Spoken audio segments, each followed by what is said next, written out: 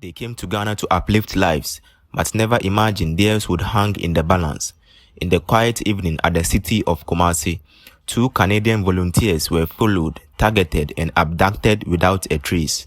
No alarms, no warnings, just 2 young women swallowed by a carefully orchestrated nightmare in a foreign land, triggering an international manhunt.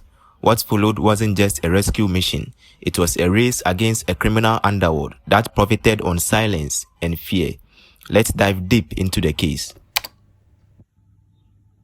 Tilley, 19, and Bailey Chitty, 20 years, were students from the University of New Brunswick, Canada. In June 2019, they arrived in Kumasi as volunteers with Youth Challenge International, a Toronto-based charity. Their mission: to contribute to the community development project and immerse themselves in Ghanaian culture. Little did they know their trip would take a terrifying turn. On the evening of June 4, 2019, around 8:30 p.m., Lauren and Bailey stepped out of their hostel at the Silver Spring Avenue in Inshieso, a quiet suburb of Kumasi. They had just called an Uber, likely planning a quick outing. But as they reached the street, a group of men in a car ambushed them. Witnesses said the girls screamed for help, but no one dared to intervene. Armed with pistols and fueled by a calculated plan, the assailants forced the girls into their vehicle, speeding off in the night. Kidnappings in Ghana were rare, a country often regarded as one of Africa's most safest places to travel.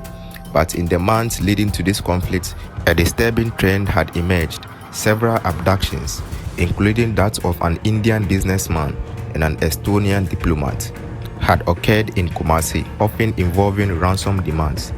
Ghana's president at that time, President Nana Akufo-Addo, had publicly vowed to crack down on this rising wave of crime. Lauren and Bailey were taken to an uncompleted building in Kanayasu Krobo, another suburb of Kumasi. There, their captors, later identified as Samson Agalo, Elvis Ojouri, Jeff Omasa, and Yusuf Yakubu, demanded a staggering 800,000 United States dollars ransom from the girl's family. In a horrifying twist, the kidnappers splashed foul blood on the girls and sent images to their families to intensify pressure. News on the kidnapping spread quickly. Global Affairs Canada confirmed the abductions, but withheld details to protect the ongoing investigation. Ghanaian authorities were under pressure to act. A diplomatic and security storm had begun. Ghanaian officials feared the most. If the girls were taken across borders or harmed, it could trigger an international crisis. In response, they launched a massive operation.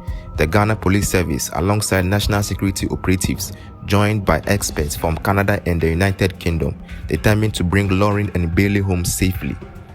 On June 12, 2019, just 8 days after the kidnapping, a joint force stormed the hideout in a daring early morning raid. The operation, which lasted less than 30 minutes, was a success.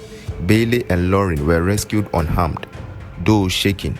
8 suspects were arrested, including 5 Ghanaians and 3 Nigerians. Among them was Seydou Mba, the mastermind of it all, a well-known local allegedly linked to a vigilante group. Ghana's Information Minister Kojo Oppong Nkrumah emphasized that no ransom was paid, a claim that underscored the operation's precision. After the rescue, Bailey and Lauren were flown to Accra, where they received medical evaluation and psychological support. Youth Challenge International confirmed that both of the girls were physically unhurt, but needed time to process the trauma. The Canadian government expressed relief, while Ghanaian authorities vowed to bring the perpetrators to justice. The trial of the 4 main suspects began in Accra's High Court. The prosecution presented a damning evidence: 3 pistols, 52 live rounds of ammunition, 7 empty shells, and even a photo of a hand grenade found at the crime scene. An audio recording captured the conspirators plotting the kidnapping, discussing weapons and logistics in pidgin English. Lauren herself identified Elvis Ojouri from the photos sent to the Canadian authorities, sealing the case against him. On December 20, 2022, after a 3-year trial, Justice Lydia Osaimafo delivered the final verdict. All 4 men were found guilty of conspiracy to kidnapping.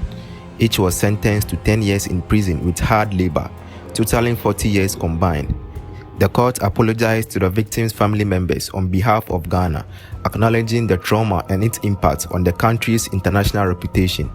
One of the convicted, Elvis Omasar, in a moment of remorse, knelt down in court to apologize to Lauren and Bailey and their families.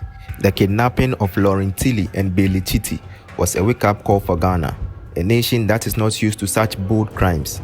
It highlighted the need for stronger security measures and international cooperations. What happened to Lauren and Bailey was terrifying, calculated, and all too real. It reminded us that crime has no borders, and sometimes, even in a moment of routine, can turn into a global crisis. Lauren and Bailey made it home, but too many names never even make the news. If you believe these stories deserve to be told and remembered, hit that subscribe button and turn on the notification bell, not to miss when I upload my next true crime case. And join us as we shine a light where others look away. This is True Crime Ghana and beyond, where every episode leaves a